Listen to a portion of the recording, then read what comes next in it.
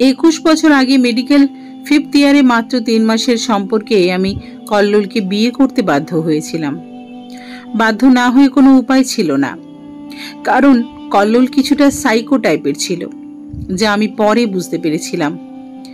যখন বুঝতে পেরেছিলাম তখন আর কিছুই করার ছিল না। 5th ইয়ার ওঠার পরই বাবা আমার বিয়ের জন্য ছেলে দেখা শুরু করে। আমি যখন মেডিকেল এসে কথাগুলো বলেছিলাম তখন কল্লোল খুব মনোযোগ দিয়ে আমার কথাগুলো শুনছিল। আমি বলছি, আব্বা আমার বিয়ে ঠিক করেছেন, ছেলে বুয়েটের শিক্ষক। কল্লোল কোনো মন্তব্য করল না। রাতে ফোন করে বলল, শিলু, আগামীকাল সকালে গিয়ে একটু দেখা করতে পারবে? আমি কল্লোলকে বললাম, কেন, কোনো জরুরি কাজ আছে নাকি? আমার পাল্টা প্রশ্ন শুনে কল্লোল বলল, আসলেই তো দেখতে পাবে আর শুনতে পাবে, তাহলে এত প্রশ্ন কেন করছো?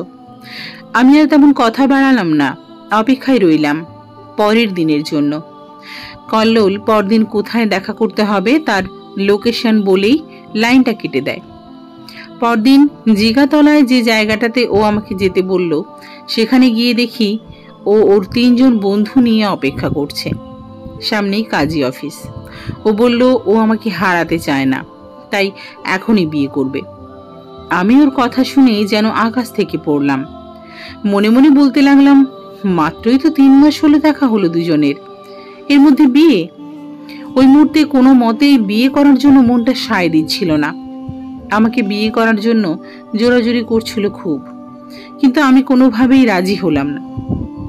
আমি বললাম, আমি তোমাকেই বিয়ে করব, তবে আম্মা আব্বাকে রাজি করিয়ে করব। প্রথমে ওকে অনেকবার বোঝাই যে এই মুহূর্তে বিয়ে করা ঠিক হবে না। তাছাড়া সামনে আমাদের দুজনের ব্রাইট একটা কেরিয়ার গড়ে তুলতে হবে। পড়া চলাকালীন বিয়ে করলে কেরিয়ার গঠন করতে অনেক সমস্যার মুখোমুখি হতে পারে। তাই লেখাপড়া শেষ করে বাবা মাকে বুঝিয়ে শুনিয়ে না হয় বিয়ে করা যাবে। যখন কোনোভাবেই কল্লোলকে বোঝাতে পারলাম না, তখন আমি প্রায় জোর করেই বাসায় চলে এলাম। পরের দিন সকালে ওর এক বন্ধু আমাকে ফোন করে জানালো কল্লোল হাসপাতালে। আমি কাল বিলম্ব না করে দ্রুত গতিতে হাসপাতালে চলে আসি। হাসপাতালে এসে দেখি কল্লোল গত রাতে ছুরি দিয়ে নিজের হাত কেটে ফেলেছে। হাত কাটার আগে সিগারেট দিয়ে 2 হাতের বিভিন্ন জায়গায় ছ্যাঁকা দিয়েছে। আমি ওর এই ভয়ানক পাগলামি দেখে অনেকটা ভয় পেয়ে কেঁদে ফেললাম। ওর এই পাগলামির জন্য ওর বন্ধুরা আমাকেই দায়ী করলো। আমি যদি কল্লোলকে আগের দিন বিয়ে করতাম তাহলে এই দুর্ঘটনার সম্মুখীন হতে হতো না। আমি চুপচাপ দর্শক হয়ে ওদের অভিমান আর অভিযোগগুলো শুনলাম। পাশ থেকে কল্লোল বলল, তুমি যদি আমাকে এখন বিয়ে না করো তাহলে আমি নিজেকে শেষ করে দেব। আমি আর কোনো উপায় না পেয়ে নিরুপায় হয়ে এক প্রকার ওকে বিয়ে করতে রাজি হয়ে গেলাম। হুট করে এমন সিদ্ধান্ত নেওয়াতে আমার সবকিছু কেমন যেন এলোমেলো লাগছিল। জিগাতলা কাজী অফিসে আমরা দুজন বিয়ে করে ফেললাম। যদিও ভেবেছিলাম আমরা আমাদের বিয়ের কথাটা গোপন রাখবো, এই মুহূর্তে কাউকে বলবো না। লেখাপড়া শেষ করে সময় সুযোগ বুঝে পরিবারের সবাইকে বিয়ের বিষয়টা বুঝিয়ে বলবো, কিন্তু বাস্তবে তা হলো না। বিষয়টা হয়ে গেল ভিন্ন। কেমন করে যেন বাসায় জানাজানি হয়ে গেল। পরে অবশ্যই জানতে পেলাম আমাদের এলাকার একজন লোক নাকি আমাকে আর কল্লোলকে কাজী অফিস থেকে বের হতে দেখেছে, আর তিনি এসে আব্বাকে বিষয়টা জানিয়ে দেয়। বাড়িতে ঢোকা মাত্র আব্বা আমাকে বিভিন্নভাবে জেরা করতে শুরু করলেন। এক পর্যায়ে আমার উপর ভীষণ চটে গেলেন। কোনো উপায় না পেয়ে স্বীকার করতে বাধ্য হলাম বিয়ের কথাটা। বিয়ের কথাটা শোনা মাত্রই আব্বা আমার গালে চড় বসিয়ে দিয়ে বলেন, এই বিয়েটা সে কিছুতেই মেনে নিতে পারবেন না। এরপর তিনি রাগ করে সাপ সাপ বলে দিলেন আমি যেন আর এই বাড়িতে না থাকি এবং আর কোনো দিন যেন বাড়িতে না আসি। আমার চেহারাও নাকি আর দেখতে চান না। নিরুপায় হয়ে আমি আপার বাসায় থেকে বাকি পড়া শেষ করলাম। মাঝে মাঝে আপা বোঝাতো হুট করে এমন ধরনের সিদ্ধান্ত নেওয়া ঠিক হয়নি, বাবার মনে কষ্ট দিয়ে। তারা আমাদের অনেক কষ্ট করে মানুষ করেছেন, আর যারা বাবা মাকে কষ্ট দেয় তারা কখনো সুখী হয় না। আপার কথা শুনলে বুক ফেটে কান্না চলে আসতো, কিন্তু কান্না করে না যায় কাউকে দেখানো, না কারো কাছে প্রকাশ করা যায়। আমি এবং কল্লোল দুজনই ঢাকার দুটি প্রাইভেট হাসপাতালে চাকরি নিলাম এবং ছোট্ট একটি বাসা নিয়ে সংসার শুরু করলাম। অল্প কয়েকটা মাস আমাদের বেশ সুখেই কাটলো। তারপরেই আমি আশ্চর্য হলাম কল্লোলের আচরণের পরিবর্তন দেখে। বিয়ের শুরু থেকেই বুঝতে পারছিলাম ওর মধ্যে কিছু পজিটিভনেস আছে। আমি ভেবেছিলাম হয়তো আমার প্রতি অতিরিক্ত ভালোবাসার কারণে এমন হতে পারে, কিন্তু এটা একসময় মাত্রা ছাড়িয়ে গেল। আমার কোনো কিছুতেই কোনো স্বাধীনতা নেই। যে কোনো কাজে ওর অনুমতি নিতে হবে, যেটা ওর পছন্দ না হবে সেটা খুব বিশ্রীভাবে বলবে। আমার অনুমতি ব্যতীত তুমি কোনো কাজ করতে পারবে না। আমি যদি জানতে চাইতাম কেন, তখন সে রাগত স্বরে বলবে, I said no, it's no. আমার কি কোনো মতামত নেই? ও তখন ভয়ঙ্কর ভাবে গর্জে উঠে বলল, না, নেই, কারণ আমি তোমার স্বামী, আর স্বামীর কথা মতো চলা প্রত্যেক স্ত্রীর কর্তব্য। তাই তোমাকে যখন যা বলবো তাই করতে হবে। উঠতে বললে উঠবে, বসতে বললে বসবে। ওর ভয়ঙ্কর রাগকে আমি ভীষণ ভয় পেতাম। ওর সব কথাই আমি মানতে বাধ্য হই। একদিন বলল, তুমি নাইট ডিউটি করতে পারবে না। আমি অবাক হয়ে বললাম, কি বলছো তুমি? আমি একজন ডাক্তার হয়ে হাসপাতালে নাইট ডিউটি করব না? কল্লোল উচ্চস্বরে বলে উঠল, না, করবে না। তোমার ওই একটাই সমস্যা, একবার বললে শোনো না, পুনরায় তোমার প্রশ্ন করাই লাগে, যা আমার একদম পছন্দ না। আমারও ভেতরে ভেতরে রাগে গা রি রি করে উঠল। আর বললাম, আমি তোমার হাতের খেলার পুতুল নই। বিয়ে করেছো বলে মাথা কিনে নিয়েছো নাকি? আমিও একটা মানুষ। সরি, আমার পক্ষে তোমার এই সিদ্ধান্ত মেনে নেওয়া সম্ভব নয়, কারণ আমি একজন ডাক্তার। একজন ডাক্তার হিসেবে মানুষের জীবন আগে আমার কাছে। কল্লোল আর কথা বাড়ালো না, রাগে ফুঁসতে ফুঁসতে ঘর থেকে বের হয়ে গেল। এ কথা বলার পরে আমার সাথে কল্লোল কথা বলাই বন্ধ করে দিল। ওই দিন আমি নাইট ডিউটিতে চলে গেলাম। সকালে বাসায় এসে দেখি সিগারেট দিয়ে নিজের 2 হাত ক্ষতবিক্ষত করে ফেলেছে। আমি তার সামনে দাঁড়িয়ে তাকে বললাম, এসব কি করেছো কল্লোল? তুমি কি বাচ্চা ছেলে? একজন ডাক্তার হয়ে তোমার কি এসব কাজ শোভা পায়? তুমি পুরো সাইকো হয়ে গেছো। এরপর কল্লোল আমাকে বলল, হ্যাঁ হ্যাঁ, আমি সাইকো হয়ে গিয়েছি। আমার কথা না শুনলে এর চেয়েও ভয়ঙ্কর কিছু ঘটতে পারে। কথাটা কান খুলে শুনে রাখো। আমি নিরুপায় হয়ে আমার সংসারের শান্তি রক্ষার্থে নাইট ডিউটি বন্ধ করে দিলাম। আমার নাইট ডিউটি বন্ধের পরে তার নতুন বায়না শুরু হলো। বুয়ার হাতে রান্না নাকি সে খেতে পারছে না। প্রতিবেলা গরম খাবার নিজের হাতে ওকে রান্না করে দিতে হবে, আর নয়তো চাকরি ছেড়ে দিতে হবে। আমি আর কোনো ঝামেলায় গেলাম না। আমি ভোর 5টায় ঘুম থেকে উঠে সকালের নাস্তা, দুপুরের খাবার রান্না করি। ও টিফিন গুছিয়ে দিয়ে 7:30টার মধ্যে বাসে ঝুলে ঝুলে হাসপাতালে যেতাম। রাতে এসে আবার রাতের খাবার তৈরি করতাম। যেহেতু আমি নাইট ডিউটি করি না, সেহেতু দিনে প্রায়ই আমাকে 2 শিফট করতে হতো। এটাও কল্লোলের পছন্দ না। ও বিরক্ত হয়ে বলে, বিকালে বাসায় এসে আরাম করে যে 1 কাপ চা খাবো, সে উপায় কি আছে?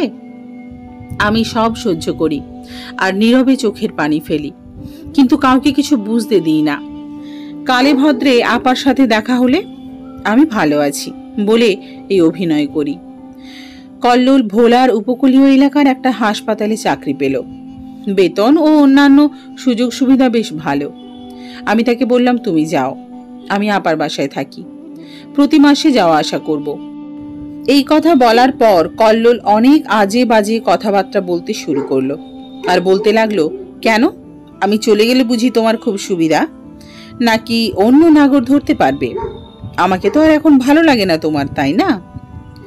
আমি ওর এই কথা শুনে ছলো ছলো চোখে বললাম, কি বলছো এসব আজে বাজে কথা?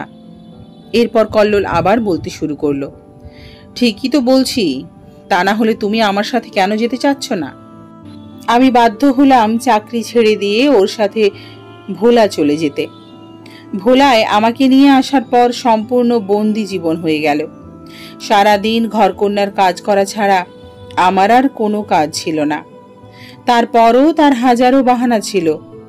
অফিস থেকে বাড়ি ফিরেই সে আমার সাথে উগ্রভাবে কথা বলতো, মেজাজ দেখাতো, বিভিন্ন রকমের বায়না ধরতো, আর আশেপাশে কারো সাথেই আমাকে কথা বলতে দিত না। এসব নিয়ে মাঝে মাঝে তার সাথে এক কথায় দুই কথায় ঝগড়াও বেঁধে যেত। ঝগড়ার এক পর্যায়ে সে আমার গায়ে হাত তুলত। এরপর ওর একটা বাজে অভ্যাস সৃষ্টি হয়েছিল। যেদিন আমার গায়ে হাত তুলত সেই দিনই সে আমার সাথে জোর করে শারীরিক সম্পর্ক করে নাকি মানসিক শান্তি পেত। এর মধ্যে আমি কনসিভ করলাম। 1 বছরের মাথায় আমাদের প্রথম মেয়ে নদীর জন্ম হলো। নদীর জন্মের কিছুদিনের মধ্যে ইরানের একটা হাসপাতালে আমাদের দুজনের চাকরির আবেদন কনফার্ম হলো। ভোলার পাট চুকিয়ে আমরা চলে গেলাম ইরানে। ইরানের হাসপাতালে আরও কয়েকজন বাংলাদেশি ডাক্তার এবং নার্স কাজ করছিল। আমি আবার কাজ শুরু করতে পেরে খুব খুশি হলাম। তবে কল্লোল বেশি খুশি হতে পারেনি। প্রথম দিকে কিছু না বললেও 1 বছর যেতেই বলতে শুরু করলো, নদী খুব একা, ওর একটা ভাই বা বোন হলে ভালো হয়। আমি ভীষণ অসহায় বোধ করলাম। আমার এখন আরও একটি সন্তানের কোনো ইচ্ছে নেই। আমি এখন মনোযোগ দিয়ে চাকরি করতে চাইতাম, আরও পড়ালেখা করতে চাই। চিরকালের এই ভীতু আমি ঝগড়ার ভয়ে জোর করে বলতে পারলাম না। আমার শরীর, আমার সিদ্ধান্ত। আমি আবার কনসিভ করলাম। পরপর 3 বার কনসিভ করলাম এবং 3 বারই মিসক্যারেজ হয়ে গেল। প্রতিবার মিসক্যারেজ হয় আর কল্লোল অকথ্য ভাষায় আমাকে গালিগালাজ করে। মিসক্যারেজের জন্য নাকি আমি দায়ী, আমি বাচ্চা চাইনি তাই মিসক্যারেজ হচ্ছে।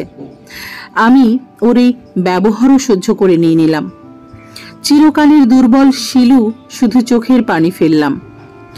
নদী আমার কোলে বসে জিজ্ঞাসা করে, আম্মু তুমি কাঁদছো কেন? তোমাকে কে মেরেছে?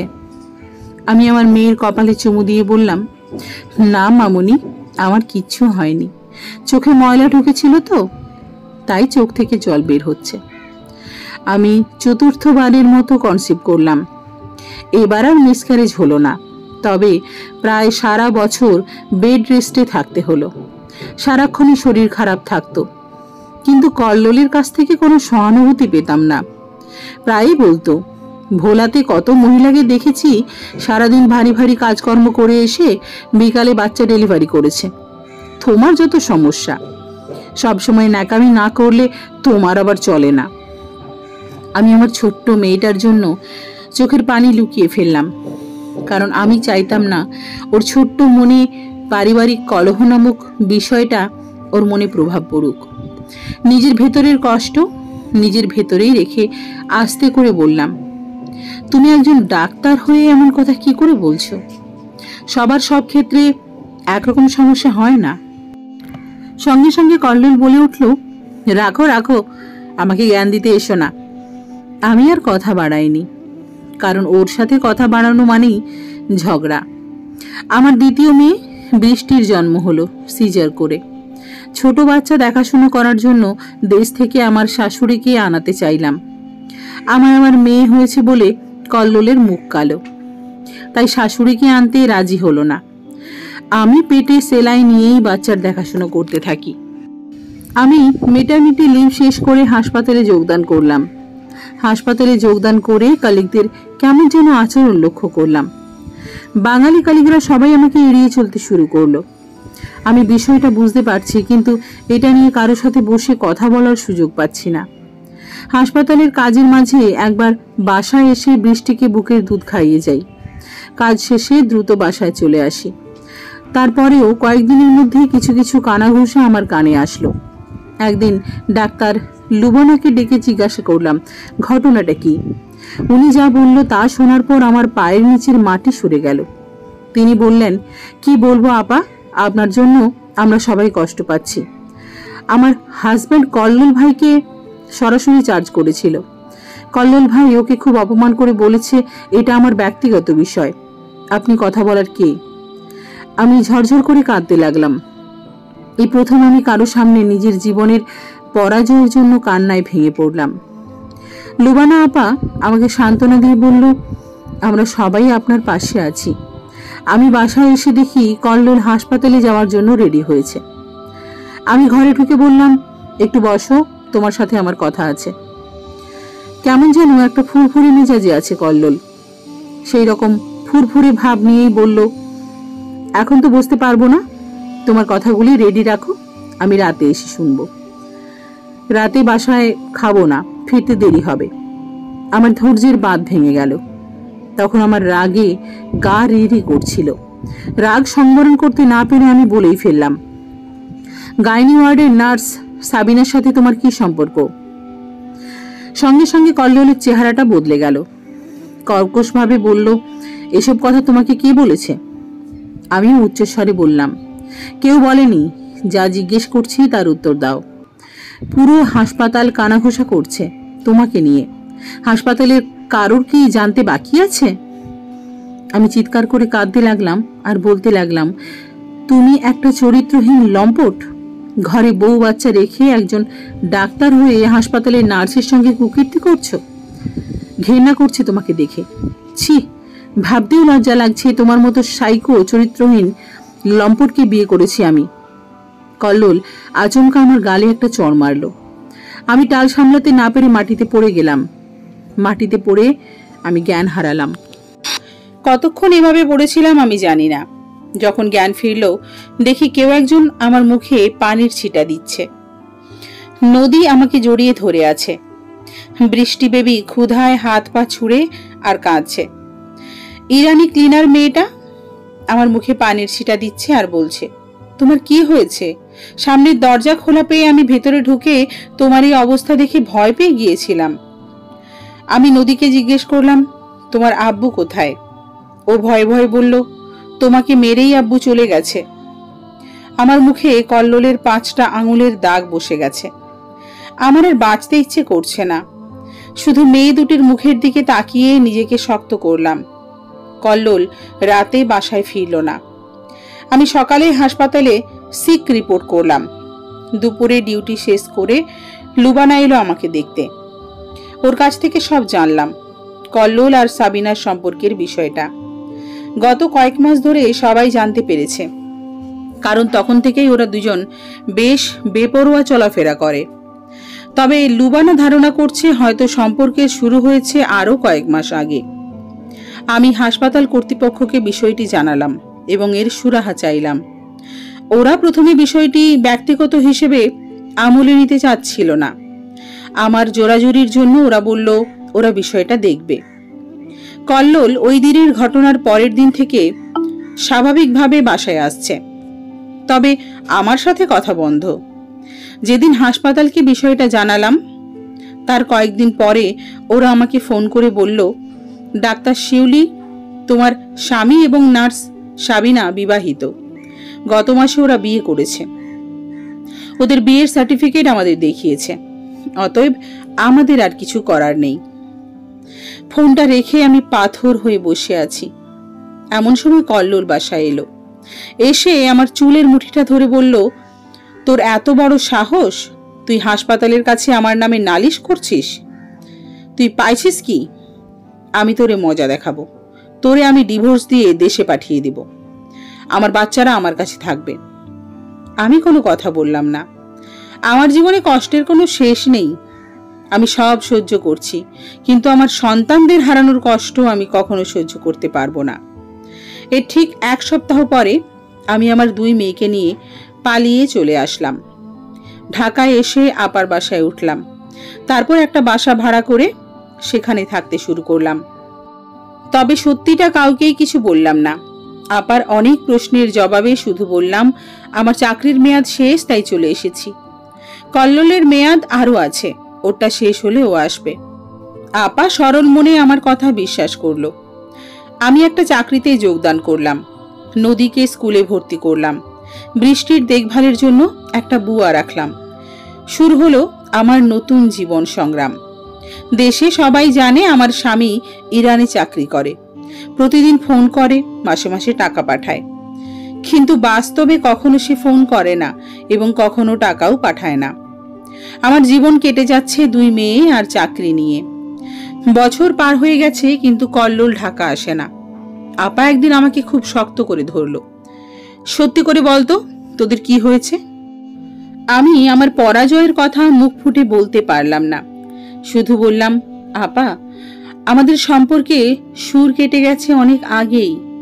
এখন শুধু মেয়ে দুটির কথা ভাবি, এর চেয়ে বেশি কিছু জানতে চেও না। সময় হলে আমি তোমাদের বলবো। আম্মার সাথে ফোনে আমার যোগাযোগ হয়, কিন্তু আব্বা এখনো আমার বিয়েটা মেনে নেননি। আমার বাড়িতে যাওয়ার অনুমতি নেই। এর মধ্যে খবর পেলাম আব্বা খুব অসুস্থ, ম্যাসিভ হার্ট অ্যাটাক করে হাসপাতালে ভর্তি। আমরা সবাই ছুটলাম আব্বার কাছে। আমরা পৌঁছানোর আগেই সব শেষ। আব্বার সেই গম্ভীর মুখটা দেখলাম কেমন যেন কালো হয়ে গেছে। মুখটার মধ্যে নেই কোনো রাগ বা ক্ষোভ, সারাটা মুখ জুড়ে আছে একটা প্রশান্তি। মনে হচ্ছে যেন বলছেন, মা, তুই এসেছিস। আবার নিথর পা দুটি জড়িয়ে ধরলাম। আব্বা গো, তুমি আমাকে মাফ করে দাও। তোমাকে কষ্ট দেওয়ার শাস্তি আমি হাড়ে হাড়ে পাচ্ছি। আব্বা মারা যাওয়ার ঠিক 4 দিনের মাথায় আমাদের বাড়িতে কল্লোল এসে হাজির। আমি অবাক হয়ে গেলাম, ও কিভাবে জানলো, কিন্তু কাউকে কিছু বুঝতে দিলাম না। ওকে দেখে আত্মীয় স্বজনরা সবাই খুশি। একটা সংসার, একটা সুখ, সবার কাছে আমাদের সম্মান, এই আশায় আমার মনের মধ্যে কেমন যেন একটা আশা জেগে উঠল। কল্লোল ইরানে সবকিছু শেষ করে দিয়ে আমার কাছে ফিরে এসেছে। আমি এই কথাটা ওর মুখ থেকে শোনার জন্য মনে মনে অপেক্ষা করছি। আব্বার মিলাদ শেষে একটা মাইক্রোবাসে আমরা সবাই ঢাকায় ফিরছি। আপা কল্লোলকে জিজ্ঞাসা করলো, তুমি খবর পেলে কিভাবে? কল্লোল বলল, ফেসবুক থেকে। বুঝতে পারলাম কল্লোল আমার কাজিনদের পোস্ট দেখেছে। আপা বলল, কতদিন থাকবে? কল্লোল বলল, মাত্র 7 দিনের ছুটি নিয়ে এসেছি। এর মধ্যে 3 দিন তো চলে গেল। আমার ভগ্ন হৃদয়টা আরো একবার ভেঙে চুরমার হয়ে গেল। আপা আলাপ করেই যাচ্ছে। আপা বলল, অনেকদিন তো হলো, ওরা ঢাকায় একা থাকে, মেয়েরা বড় হচ্ছে, তুমি এখন ঢাকায় চলে আসো। কল্লোল বলল, দেখি কি করা যায়। দুপুরে বাসায় পৌঁছে আমি হাসপাতালে কাজ আছে বলে বাসা থেকে বের হয়ে গেলাম। সন্ধ্যায় নদী আমাকে ফোন করে বলল, আম্মু, আব্বু এখন দাদা বাড়ি যাচ্ছে, তোমার সাথে কথা বলতে চায়। নদী ফোনটা কল্লোলকে দিল। কল্লোল বলল, আমি আমার মেয়েদের আমার সঙ্গে ওদের দাদা বাড়ি নিয়ে যাব। আমার মাথায় আকাশ ভেঙে পড়ল। আমি শক্তভাবে বললাম, আজ ওদের স্কুল থেকে আমাকে ফোন করেছিল, আগামীকাল স্কুলে না গেলে ওদের আর স্কুলে রাখবে না, তাছাড়া 2 দিন বাদেই ওদের পরীক্ষা শুরু। ফোনটা রেখে দিয়ে আমি দ্রুত বাসায় চলে এলাম। মেয়েরা মুখ অন্ধকার করে বসে আছে। কল্লোল ভাত খাচ্ছে। নদী আমার কানের কাছে মুখ এনে ফিসফিস করে বলল, আম্মু, আমরা আব্বুর সাথে কোথাও যাব না। বৃষ্টির স্মৃতিতে বাবার কথা না থাকলেও নদীর স্মৃতিতে আছে। আমি কখনো নদীকে তার বাবার কথা বলতে শুনিনি, বরং বাবার বিষয়ে আমি ওর চোখে দেখেছি এক তীব্র ঘৃণা। কল্লোল ওর গ্রামের বাড়ি চলে গেল। ওখান থেকে আমাদের এখানে ফিরল না, সরাসরি চলে গেল ইরানে। কল্লোল ফিরে যাওয়ার কয়েক মাস পরেই ওর মেসেঞ্জার থেকে সাবিনা আমার চাচাতো বোন নিনাকে ফোন করে ওর আর কল্লোলের বিষয়টা জানালো। ওদের একটা ছেলে আছে সেটাও জানালো। আমার পরিবারের কাছে সাবিনার বিষয়টা আমি এতদিন গোপন রেখেছিলাম, এখন সব জানাজানি হয়ে গেল। সবাই আমাকে কল্লোলকে ডিভোর্স করার কথা বলল। আমি রাজি হলাম না। আমি শুধুমাত্র আমার মেয়েদের সামাজিক অবস্থানের কথাটা চিন্তা করে এই সিদ্ধান্তে অটল থাকলাম। আমাদের দিন চলে যাচ্ছে। আম্মা এখন ঢাকায় আমাদের সাথে থাকেন। নদী ঢাকা বিশ্ববিদ্যালয়ে ভর্তি হয়েছে। বৃষ্টি ক্লাস 10-এ পড়ে। আমি ফরিদপুরে একটা হাসপাতালে চাকরি নিয়ে এসেছি। বেশ কয়েক বছর কল্লোলের সাথে কোনো যোগাযোগ নেই। এর মধ্যে একদিন হঠাৎ কল্লোল এসে উপস্থিত। নদী ফোনে জানালো আব্বু এসেছে। আব্বু বলছে উনি এখন থেকে এখানেই থাকবে। রাতে আপা, নিনা, ছোট খালা আমাকে ফোন করলো। সাবিনা মেসেঞ্জারে এদের সবাইকে ফোন করে জানিয়েছে কল্লোল ওদের কিছু না জানিয়ে চলে এসেছে। কল্লোল ওকে খুব মারতো, এ কারণে ও থানায় জিডি করেছিল। তাছাড়া কল্লোল অনেক লোকের কাছ থেকে টাকা ধার করে ফেরত দেয়নি। হাসপাতালেও রোগীদের সাথে দুর্ব্যবহার করত, ফলে সেখানেও ওর বিরুদ্ধে নানা কথা উঠেছে। সাবিনা আমার আত্মীয় স্বজন সবাইকে ফোন করে অনুরোধ করছে আমরা যেন কল্লোলকে ইরানে পাঠিয়ে দিই, তা না হলে ও আর ওর ছেলে খুব বিপদে পড়বে, কারণ কল্লোল অনেক আগেই সাবিনার চাকরি ছাড়িয়ে দিয়েছে। 2 থেকে 3 দিনের মধ্যে সাবিনা সবাইকে ফোন করে বিরক্ত করে ফেলল। আমি বা আমার মেয়েরাও এখন আর চাই না কল্লোল আমাদের সাথে থাকুক। তাই আপা কল্লোলকে ডেকে বলে দিল আমরা এতদিন তোমাকে কিছু বলিনি, কিন্তু তার মানে এই নয় যে আমরা তোমার যথেচ্ছাচারিতাকে মেনে নিয়েছি। তাছাড়া সাবিনা বিরক্ত করে আমাদের ভালো লাগছে না, শিলু বা তোমার মেয়েরাও তোমাকে আর চায় না, তুমি চলে যাও। কল্লোল ওর গ্রামের বাড়িতে চলে গেল। 2 দিন পরে আমি ওকে ডিভোর্স লেটার পাঠিয়ে দিলাম। যেদিন এই বিবাহ বিচ্ছেদ পত্রে স্বাক্ষর করি আমার মনে এক ধরনের সুখের অনুভূতি হচ্ছিল। এতগুলি বছর বন্ধহীন এক বন্ধনের মধ্যে কাটিয়ে দিলাম, আজ যেন আমার মুক্তি। কিন্তু মুক্তি কি আমার মিলল? একটু সুখের জন্য আমার প্রতীক্ষার অবসান কি হলো? ফরিদপুরে আমার সহকর্মী সৈকত আমার ভালো বন্ধু হয়ে গিয়েছিল। সৈকতের বউ ওকে ছেড়ে চলে গিয়েছিল। ওদের বহু বছর কোনো ছেলে মেয়ে হয়নি তার জন্য, কারণ সৈকতের বাবা হওয়ার সম্ভাবনা নেই। আমরা দুজনই খুব দুঃখী, হয়তো সেই কারণেই দুজনের সখ্যতা হয়েছিল। আমি বুঝতাম ও আমার প্রতি দুর্বল ছিল, কিন্তু আমি বিবাহিত থাকার কারণে কখনো কিছু বলার চেষ্টা করেনি। আমিও মেয়েদের কথা চিন্তা করে ওর বিষয়টাকে সাবধানে এড়িয়ে যেতাম। কল্লোলের সাথে ডিভোর্সের পরে একদিন চা খেতে খেতে সৈকত বলল, I want to grow old with you. আমার ইচ্ছে হলো আমিও বলি লেটস গো, কিন্তু আমি নদী আর বৃষ্টির মা, শুধু ওদের কথা ভেবেই আমি এতদিন একা রইলাম। এখন ওদের সাথে কথা না বলে কি করে এই সিদ্ধান্ত নিই? নদী আর বৃষ্টি মনোযোগ দিয়ে সব শুনল। আমি সৈকতের সাথে ওদের পরিচয় করিয়ে দিলাম। তারপর একদিন নদী বলল, আম্মু আমাদের কোনো আপত্তি নেই। বৃষ্টিও ওর কথায় সায় দিল। আমি আর সৈকত বিয়ে করলাম। 2টি মেয়ে পেয়ে সৈকত খুব খুশি। আমার ঘরে এই প্রথম যেন একটা সুখের বাতাস বয়ে গেল। আমরা 4 জন একসাথে কক্সবাজারে বেড়াতে গেলাম। কক্সবাজার থেকে ঢাকায় আসার পর থেকে মেয়েরা কেমন যেন একটু চুপচাপ। আজই প্রথম সৈকত আমার বাসায় থাকবে। আমি ঢাকায় থাকলে বৃষ্টি আমার সাথে ঘুমায়। ও সন্ধ্যাবেলা যথারীতি আমার বিছানায় এসে ঘুমিয়ে পড়ল। আম্মা এসে ওকে ডেকে ওনার কাছে নিয়ে গেল। বৃষ্টি যেতে চাচ্ছিল না, আম্মা জোর করে নিয়ে গেল। সকালে আম্মা বলল বৃষ্টি নাকি অনেক রাতে ফুপিয়ে খুপিয়ে কেঁদেছে। আমার মনটা খারাপ হয়ে গেল। আম্মা এবং আপা আমাকে সান্ত্বনা দিয়ে বলল, প্রথম প্রথম এমন হবে, পরে সব ঠিক হয়ে যাবে।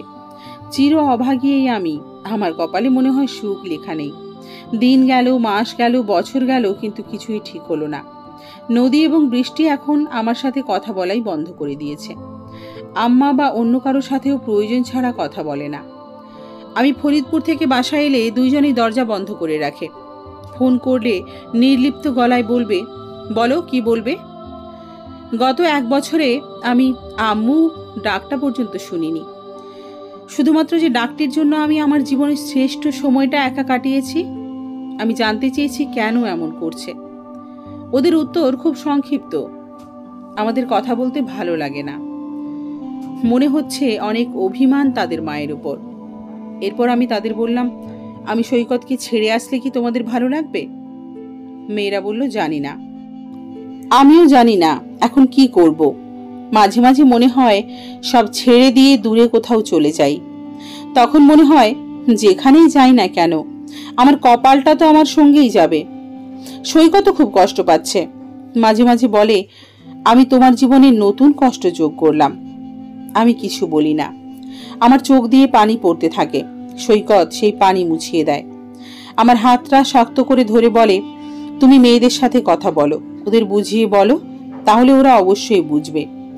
কারণ ওদের এখনো সেভাবে বোঝার বয়স হয়নি যে হুট করে একজন বাইরের কেউ তাদের লাইফে এন্ট্রি নিয়েছে, তাই হয়তো মেনে নিতে পারছে না। ওরা হয়তো ভাবছে আমি তোমার লাইফে আসায় ওদের ভালোবাসায় ঘাটতি পড়ে গেছে। ওদের কয়েকদিন সময় দাও আর ঠান্ডা মাথায় বুঝিয়ে বলো দেখবে সব ঠিক হয়ে যাবে। আমি তোমার পাশে আছি, তুমি আমাকে কখনো ছেড়ে যেও না। আমি সৈকতের কথা মতো ওদের সাথে 10 দিন ছিলাম। এরপর ওদের আমার জীবনের সব ঘটনা খুলে বললাম, আর সৈকত কি বলেছে তাও বললাম। আমার মেয়েরা আমার কথা বুঝতে পেরেছে। এরপর সৈকতকে মেনেও নিয়েছে। সৈকত আমার মেয়েদের নিজের আপন মেয়ের মতো আদর করে। ওদের নিয়ে অনেক জায়গায় ঘুরতেও যায়। ওরা যখন যা আবদার করে সৈকত তা পূরণ করার চেষ্টা করে। মেয়েরা এখন আমার চেয়ে সৈকতকেই বেশি ভালোবাসে। আমরা এখন সুখী পরিবার।